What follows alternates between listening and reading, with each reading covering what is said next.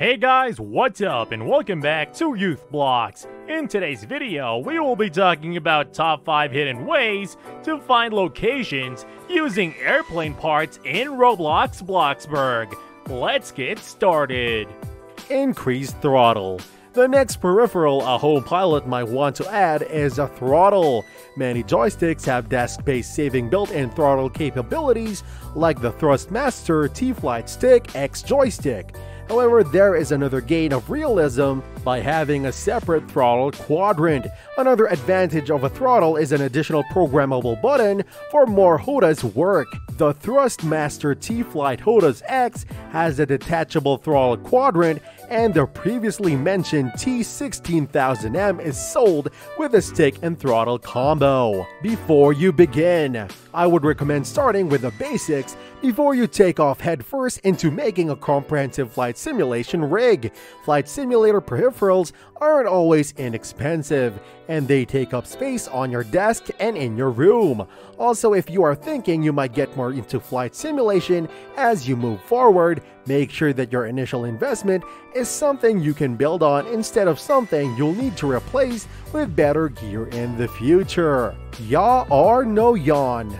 One religion of flying with which I never really was satisfied in the world of flight simulation is maneuvering the aircraft in the yaw axis.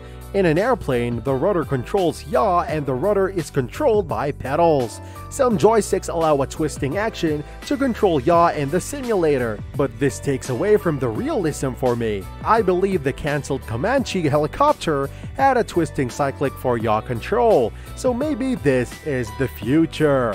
It starts with the stick. For many home pilots, a joystick is all you need.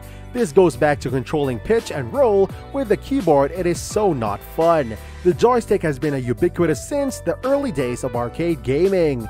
The olden days, you might have a joystick with one button, and that button was usually the home base button on the stick. Flight simulation helped push the design of joysticks to the ergonomic and amazingly super programmable models we have today. Depending on your need for realism, there are two basic types of joystick design: universal and realistic.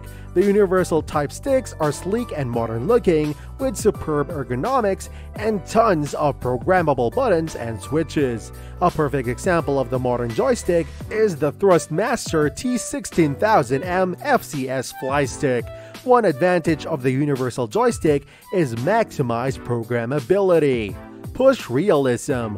Are you a casual home pilot who likes to dabble in the world of flight simulation?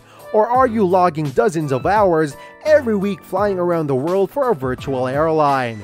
It is completely up to you how much realism you want to add via peripherals, and even die-hard flight sim pilots can make do with just a single joystick, while others convert entire home offices into a virtual cockpit. Yokes or no yokes? I always found it odd to peer into the cockpit of a modern Airbus airliner and see a side stick controller.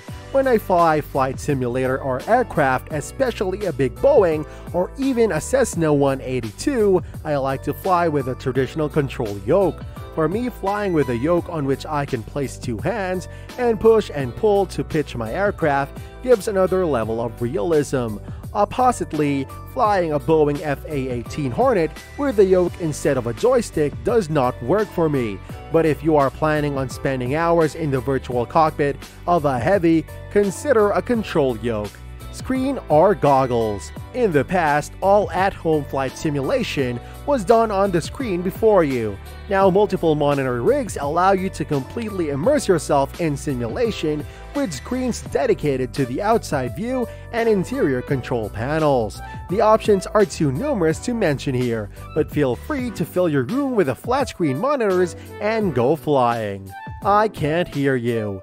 Another way to increase your immersion is through sound and speech. Speakers are great, but if you want to really feel the hum of the turbofan engines behind you, the chatter on simulator air traffic control frequencies, and not be a bother to your roommates or significant other, headsets are the way to go. Now you can crank up the engine volume, hear the landing gear horn in stereo, and if you are a boom mic, return to bass following ATC vectors. This brings us to the end of our video. I hope you enjoyed it. Hit like if you did, and don't forget to subscribe to our channel so that you don't miss out on any of our videos in the future. Also, watch the 2 videos that are on your screen because I am sure that you'll love them. With that, I'll see you in the next video.